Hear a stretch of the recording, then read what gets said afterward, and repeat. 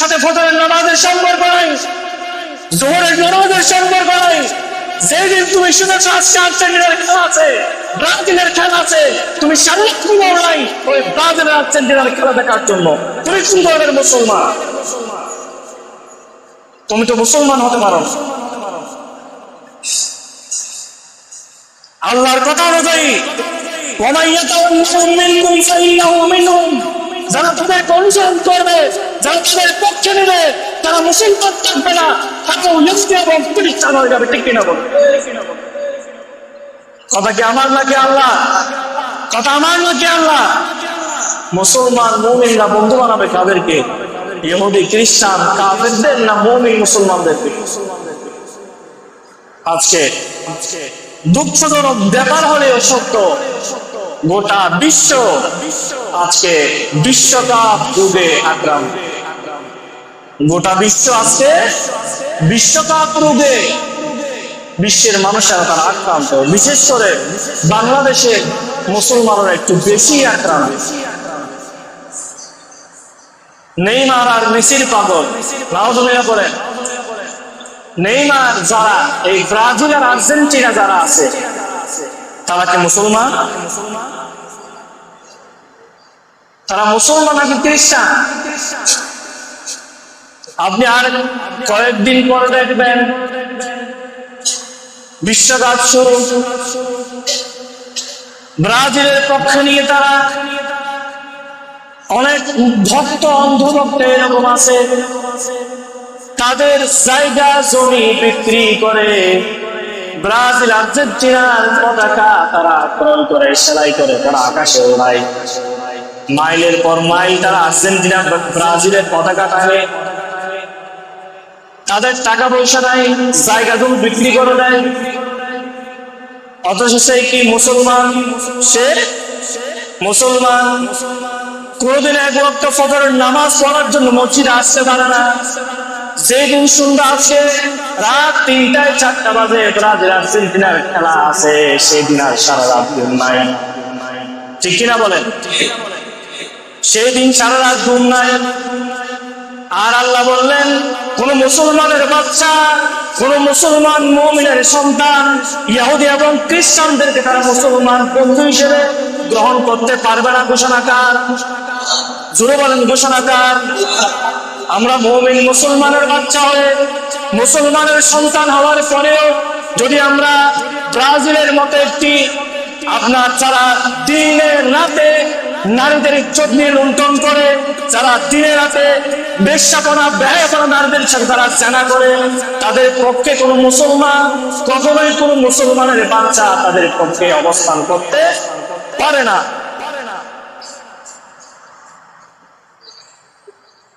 এর সাথে আরো সিরিয়াস আছে।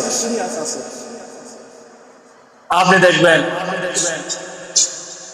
ব্রাজিল আর্জেন্টিনার পতাকা টাঙাতে গিয়ে অনেকে তাদের জীবন পর্যন্ত ধ্বংস হয়ে গেছে।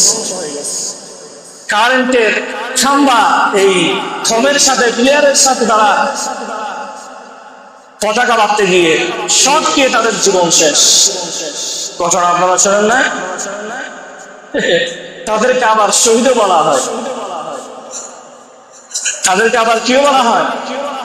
শহীদও বলা হয়। তারা নাকি শহীদ।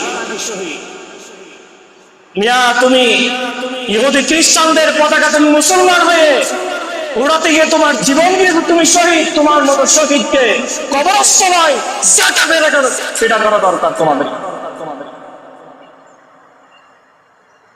মুসলমানের ভিতরে যদি কোনো ধরনের ন্যূনতম মুসলমানের তার মনুষ্যত্ববোধ থাকে, কোন মুসলমান ব্রাজিল আর আর্জেন্টিনার মতো ইহুদি খ্রিস্টানদের জন্য তারা তাদের জায়গা জমি ধন সম্পদ এবং তারা তাদেরকে নিয়ে পক্ষপাতিত্ব করতে পারে না। ঠিক কিনা বলেন?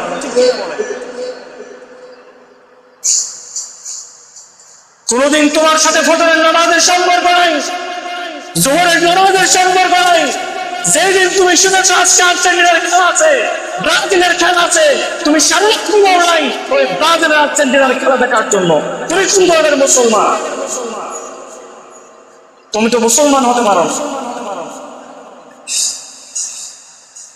আল্লাহর কথা অনুযায়ী ওয়া মান ইয়াতাওয়াল্লাহুম মিনকুম ফাইন্নাহু মিনহুম, যারা তাদেরকে অনুসরণ করবে, যারা তাদের পক্ষে নেবে, তারা মুসলমান থাকবে না, তাকেও ইহুদি এবং খ্রিস্টান হয়ে যাবে। ঠিক কিনা বল? কথা কি আমার নাকি আল্লাহ? কথা আমার নাকি আল্লাহ? রাস্তায় রাস্তায়, গ্রামে গঞ্জে বড় বড় পর্দা নিয়ে আসা হয়,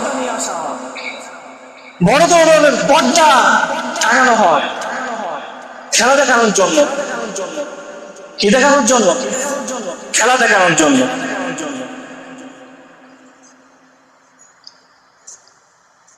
2012 সালে, কত সালে?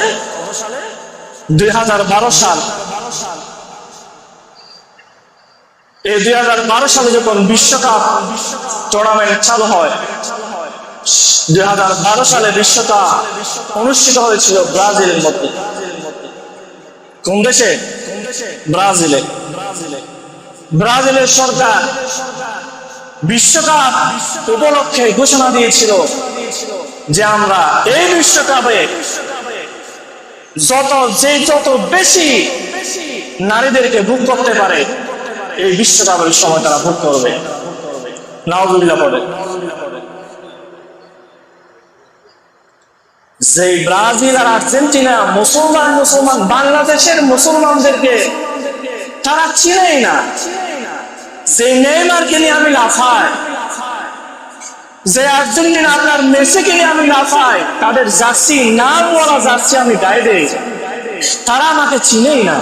অথচ আমি তার পক্ষ নিয়ে মুসলমান ভাই রক্তারক্তি, হানাহানি, খুনাখুনি হয়েছে। ঠিক কিনা বলেন? খুনাখুনি হয়ে যায়। আরে মুসলমান, তুমি তোমার সময়ের মূল্য বুঝলো না।